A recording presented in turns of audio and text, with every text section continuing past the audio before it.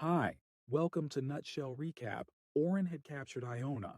He tried calling the big black wolf Hegel. It's time now, please beat these bastards up, Mr. Hegel. But it was all silent. No one responded. Oren panicked internally. Mr. Hegel? Why aren't you coming out? Mr. Hegel? You have to give these guys a good scolding. But what he didn't know was that the big black wolf was watching the whole incident unfolding through the window behind Oren. He was even more scared now. He cursed, "Holy crap! That darned cat bastard!"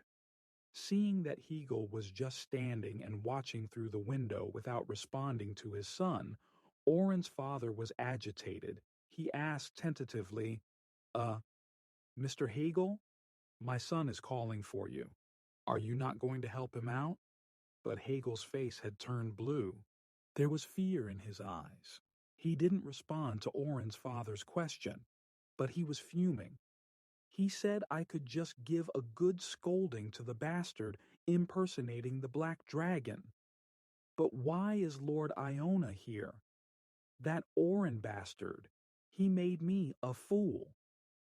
At this point, Oren's father also realized and was shocked. The leader of the Magician Association? He held his hair in frustration. But here, Oren was trembling in fear because no one had come forward to help him. Iona held her staff near his neck. She was really angry this time. Her eyes had turned purple and sharp. Mr. Hegel, you're there, aren't you? I can sense you. Please come out, she commanded him. Hegel couldn't defy her order, so he flew towards the exit immediately and landed beside them. When Elka saw him, he was surprised. Black Wolf's chieftain, Hegel? Seeing him shocked, Theo asked him, Do you know each other, Nia? Elka replied while looking at Hegel, He's a high-ranking free mercenary, so he's famous in our world. But he wondered loudly, What's a person like him doing here? And what's his relationship with Lord Iona? When Hegel landed beside Iona, he greeted her while bowing. I humbly greet Lord Iona. Iona also responded, It's been a long time, Hegel. But then she sternly asked him while pointing towards Oren, What's going on here? Please explain. Are you trying to kill me? Who is your employer? As that black cat said. The black wolf was sweating profusely. He hurriedly denied, Oh, of course not. I never imagined you to be here. I was only deceived by his words. All this information was shocking to both Theo and the Silver Wolf group. Elka couldn't believe his eyes. Lord Iona is Hegel's employer? While Theo stuck in the protection spell expressed his doubt, was he the one she had to meet in the Grainer village, Naya? At that moment, Oren's father hurried over to Iona. Oh my! To think the great archmage would come to this lowly place. He tried to butter her up, but Iona didn't buy it. She asked him sternly, Who are you? Israel immediately answered, I'm Oren's father. Then he started scolding his son, You foolish bastard! How could you go around causing troubles like this? But Iona ruthlessly used her staff and electrified him before he could even finish his sentence. While Oren froze in his place, he was startled.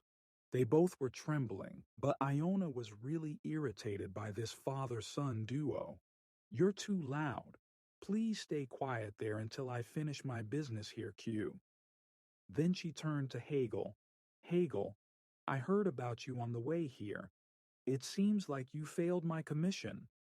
The Black Wolf agreed and politely replied, That's correct. We failed in subduing the frogs. Hearing it, Theo was surprised.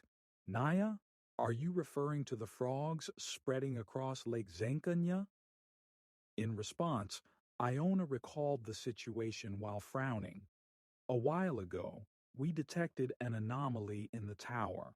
We discovered that an otherworldly force was leaking in from somewhere and was gathering at the center of Lake Zenka.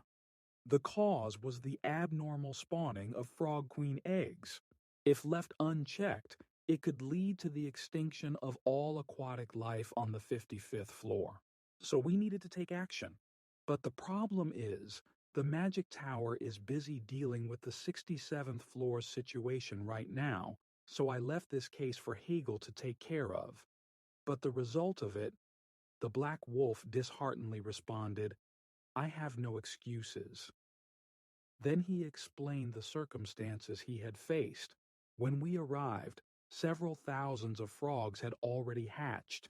We tried to take care of it as best as we could, but there were too many of them, and there's a limit to our ability to fight in water. Hearing that, Iona shouted at him, Q, do you expect me to believe that? Wasn't it supposed to be a relatively simple task from the beginning? You just had to go into the underwater cave early and deal with the eggs? You couldn't even manage to do that, and the entire village has been affected because of that right now, Q. The big black wolf was feeling down. He bowed to her and replied weakly, We did go on the day we had planned to, but they were all already hatched. But Iona didn't believe their reasoning at all and scolded him. QQ, you should have moved faster. You should have identified their pattern earlier. Then she started rising above the ground, and she reached into the sky and held her staff towards the sky. Hegel, excuses are crimes. You get it right? The big fire was whirling around the staff. She gritted her teeth and stated, Take your punishment, QQQ, together with those ungrateful cats. Both Oren and his father were trembling in fear. They were terrified. The big fire surrounded the whole sky and heated the whole area. I shall destroy this entire place, Iona shouted in the sky. All of them were scared and only looking at her. Elka knew that this fire would engulf everyone. Such enormous energy. We won't leave unscathed either. While Theo shouted at her while beating the protection spell, Iona, stop it, Nia! Iona, do you not hear me, Naya? He agitatedly shouted from his lungs. Iona! At that moment, he noticed that the protective film cracked. But at that moment, Iona was ready to shoot. Be gone in the sea of fire. Theo couldn't delay it, so he jumped on Elka's back and leaped into the sky to catch Iona. She was startled upon seeing him. But Theo couldn't fly, so he started falling down. But then he caught Iona's staff to support himself. But Iona was shocked. Q, what are you doing, Sir Theo? Theo was struggling to balance himself. He replied, I'm falling down, Nya. I'll fall down, Nya. But Iona shouted at him, You're a cat, so you should be fine even if you fall from this height. But Theo was scared of the energy, so he tried to convince her, It's not safe, Nya.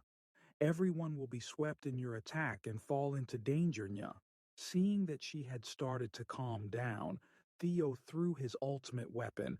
Are you going to leave me in danger, Nya? Hearing the question, Iona became silent for a moment, then firmly replied, No. But then she explained, Because you're the Black Dragon's subordinate. Seeing the fire up this close, Theo was astonished. When Iona snapped her fingers, the energy started to shrink and then it vanished like fireworks. Now the blue sky was visible. The big black wolf was astonished by Theo. He stopped the furious Iona, something no one can even dare to, and even made her retract her attack magic. Well, what does he know? They are very much in love. They both landed on the ground safely while holding the staff. Theo happily thanked Iona. On the other hand, Hegel's mind was working at full speed. Is he really the Black Dragon's subordinate? But he just looks like a normal-looking yellow cat? Seeing that they both came down safely, Elka expressed his surprise. You surprised us, Boss Theo. To think you'd step on my head and jump. But Theo sincerely thanked Elka. If it weren't for you, Elka, I wouldn't have been able to reach Iona nya. He sighed and wiped the sweat from his forehead. Phew, I almost couldn't get my 1,000 tower coins from Ornya. Hearing this, Iona felt low in her heart. Did you stop me for those petty pennies? Theo instantly denied it. No, Naya. I must get more money from that rebel who dared to commit insubordination, nya. That bastard is rich, nya. Theo pointed towards both father and son duo. He'll likely be carrying plenty of valuable treasures, like that potion from before that can nullify contracts, nya. Then he excitedly said in a low voice, What do you say, nya? Would you like to rob away those bastards' treasury with me, nya? Isn't that the perfect price for their crimes, nya? Hearing this, Iona's eyes shone. She had gotten new enlightenment. Pfft, very well, I'm in, let's do it. Now both father and son duo were regretting it. They were both crying externally as well as internally. When they entered that mansion, they were in awe. It was very spacious, rich, and aesthetic. It was really impressive.